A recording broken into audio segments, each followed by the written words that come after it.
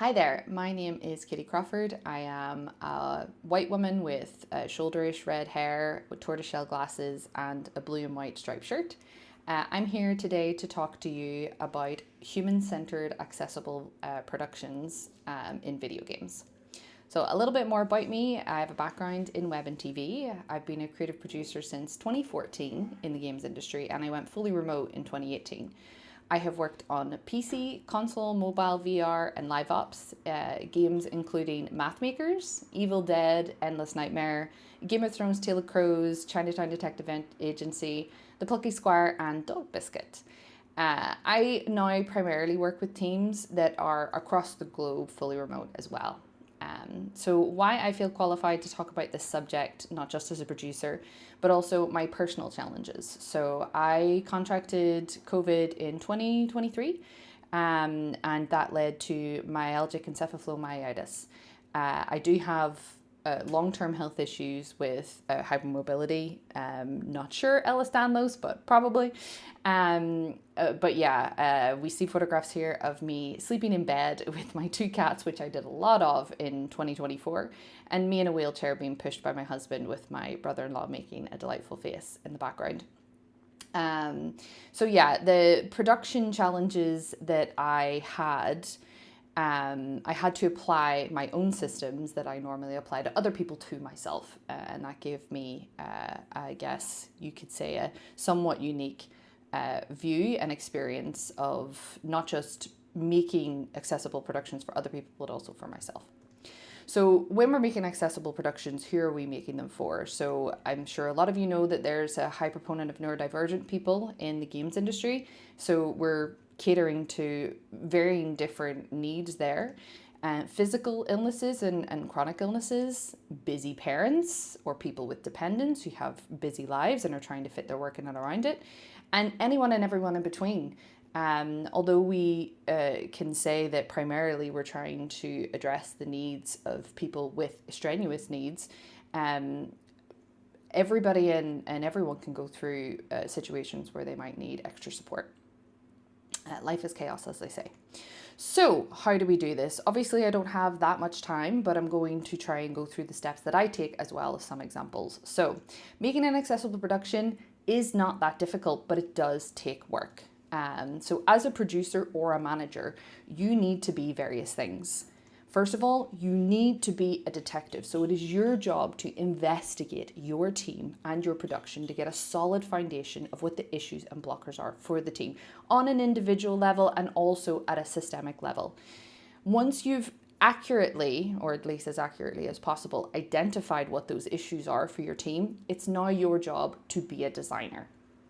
So in consultation with your team, you should be building a workflow that suits everyone. That doesn't necessarily mean that it's the same systems for absolutely everybody, but in general, that's the system that you're trying to create. And it's really important to do that in consultation with your team, because you might, like with anything that people design, you might come up with what you think is the perfect solution, but then put into actual practice, it doesn't actually work.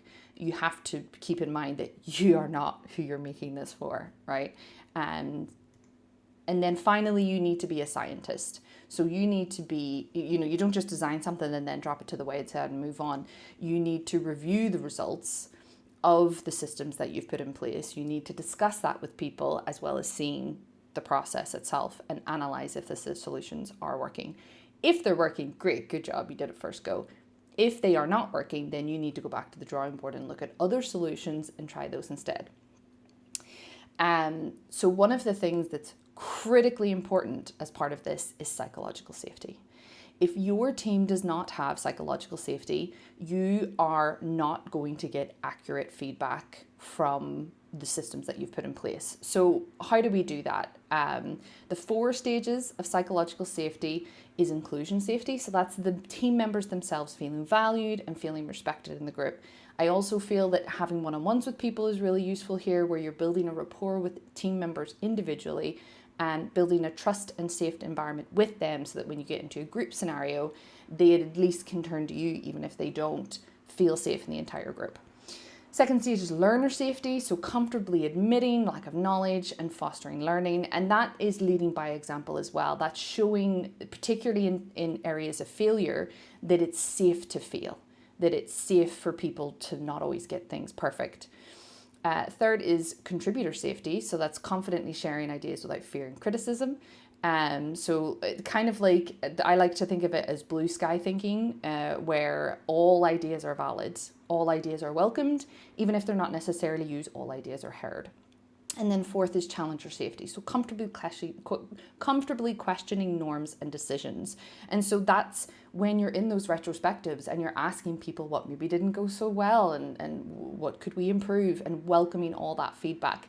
Checking your ego at the door and making sure everybody else checks their ego at the door, so that we can all safely admit things that maybe aren't going so well in a constructive way. So once you have psychological safety, let's talk about some basics. Whilst you do need to be a detective and you do need to be a designer, there are some things that will help most teams. So let's talk about that. Remote first, but not always. I do believe that for a production to be accessible, it should be remote first. People need to have the option to be able to work from home, so they can work around their other commitments, they can work around their illnesses and disabilities. But not always. I've had productions where there are some people who really mentally struggle with working from home and they need to work in an office. They need to be around people. It's not mentally healthy for them to always be at home. And for those people, we've paid for them to work at a co-working space or something like that. Or if the team is remote but in the same location, we'll meet like one day a week or one day a month together so that we have time together. Again, it's in consultation with the team. It's not taken for granted that remote's going to work for everybody. Flexible hours, work when you can. So I primarily work with teams that are based across the globe. So this naturally happens where people are working asynchronously. They're working on different timelines, time zones even. And so people work when they can.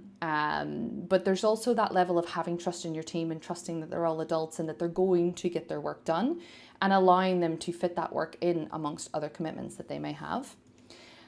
Part of this is making sure that you focus on priorities and nice to haves are second, and being very clear about those priorities so that when people are working, they know exactly what to focus on. But equally, if you're somebody with issues with physical illness or focusing, if you're having a bad day, you know the thing that you need to focus on and the thing that you can push off to the next day. That's critically important.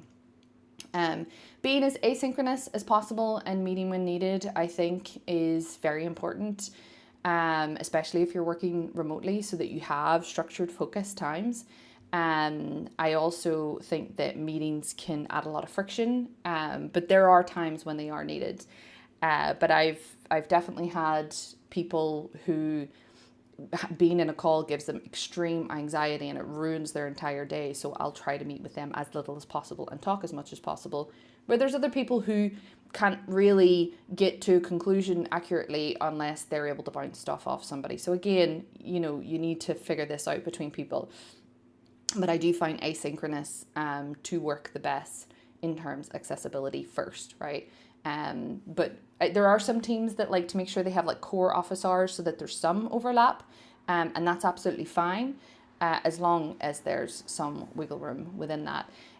Part of being asynchronous, however, is making sure that instructions are clear. So you have to have really solid product management or some kind of product management software, and you're using a really solid central filing system to track information so that people don't have to ask all the time, ask questions about what's happening or what needs to happen, your fountain of truth, per se.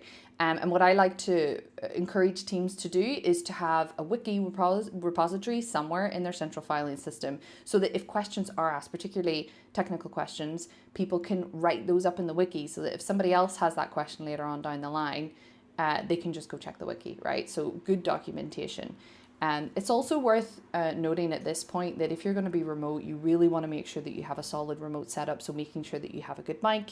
I want to say have a good camera, but some people really struggle with being on camera all the time. So as much as this helps with communication.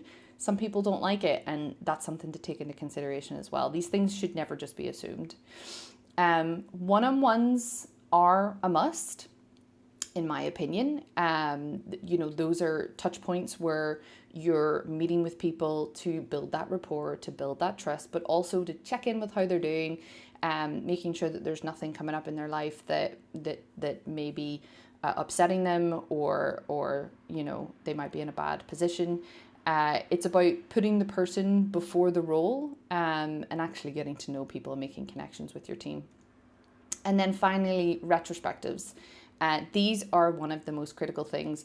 I think that I could easily get into a debate about Agile and Scrum with anybody about the efficacy of it in the video game industry, but the retrospective part of Agile is almost essential. No, it is essential in my opinion, because those moments where you all stop as a team, reflect on what it is you're doing, reflect on your craft, reflect on the things that are working and aren't working, and making incremental improvements are the things that take productions from actually shipping on time, on budget, and with everybody in a good place, to the ones that get pushed, that get delayed, that don't ship at all. So as far as I'm concerned, the psychological safety and the retrospectives, if you don't have them in your production, there's no way it will ever be accessible, because there's no way people are actually speaking up and those improvements are being made. So let's take the Plucky Squire as an example. When I came to the Plucky Squire, there was a really solid foundation. So they were a fully remote team across the globe. So there was a lot of team flexibility. People generally did work during their day hours, but there was definitely flexibility of when people could and wanted to work. There was quite good psychological safety. So there was trust, respect, and consent among the entire team, which was great. There was zero crunch. That's incredibly important. There should be no heroics and no crunch happening in your productions. If there is, something has gone very wrong, and it is definitely not accessible. And they had very good compensation, which I haven't mentioned up until now, but that is accessibility. Your team members should be paid to an extent where money is not something that they're concerned about. So what were their main challenges? Obviously, the teams were in two very different time zones, which was creating an issue of not enough face-to-face touch points with the team. There were no one-on-ones, so that kind of conversation and rapport building wasn't really happening.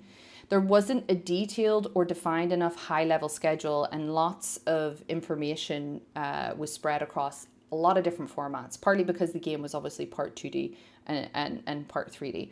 But the underlying issue of that is that it wasn't effectively keeping everybody on the same page. There was also no retrospectives, so there was no points where we were having that analysis of our process and how things were going. So what were the solutions? We started doing weekly meetings with the different departments. So the departments were actually spread across the different time zones, like we're centered in different time zones. So we started meeting with them on a weekly basis to just check in, plan, see how things were going. I created a high-level schedule for all areas that everyone could see, so it added a lot more visibility on the milestones and what it was that people actually needed to focus on. I did a timeline in the project management software, and I also brushed up the project management software, so everybody knew exactly what it was they were meant to be working on. I brought information into one spreadsheet. So I made a master spreadsheet where it wasn't necessarily all the information, but at least all the information was linked so that people could easily find what it was they were looking for. Some of the things that I'd say weren't necessarily achieved is that we didn't really do regular retrospectives. We did a few. I'm not saying that zero happened. But we didn't get into the regular retrospectives as much as I would have liked. And regular one-on-ones didn't necessarily happen. I did do one-on-ones. It's not that they didn't happen at all, but I would have liked to have done a lot more. I focused on having one-on-ones with the people that I could tell were struggling a little bit more and addressing their needs. But I would have liked to have done it with the whole team. So that's my talk. Thank you very much. I do have some book and video recommendations.